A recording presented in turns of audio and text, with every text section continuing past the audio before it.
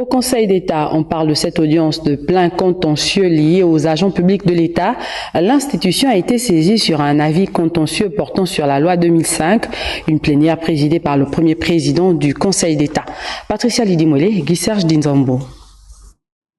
Une audience qui a présenté l'affaire des agents de l'État, lesquels réclament leurs indemnités de services rendus.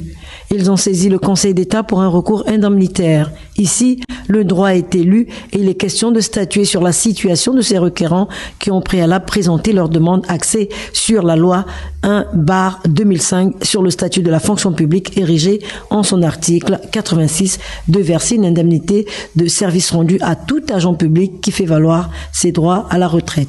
Vu les requêtes individuelles enregistrées au greffe à différentes dates par lesquelles les personnes ci-après, agents publics, admis à faire valoir à la retraite leurs droits, ont saisi le Conseil d'État pour fin de condamnation de l'État d'abonner à leur payer des sommes au titre de l'indemnité de services rendus. N'ayant pas trouvé gain de cause, ils portent plainte auprès du Conseil d'État qui est habilité en la matière, mais l'institution n'a jamais vidé ce contentieux et se contentait de leur dire de percevoir dommages et intérêts.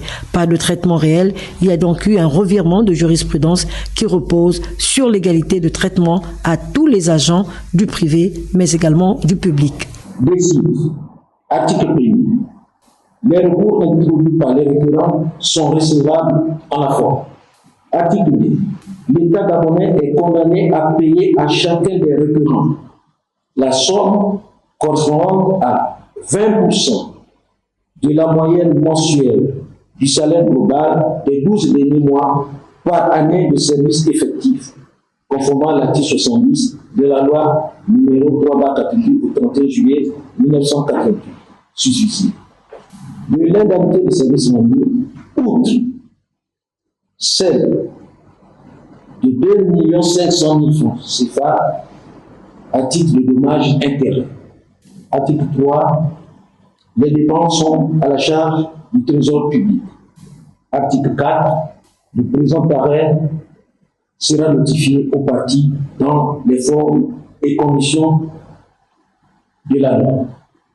Les magistrats ont donc complété le vide prévu par les dispositions avec ce revirement de jurisprudence au Conseil d'État, avec notamment l'exécution faite à travers l'agent judiciaire de l'État qui va s'incliner désormais face à cette nouvelle loi des juges administratifs.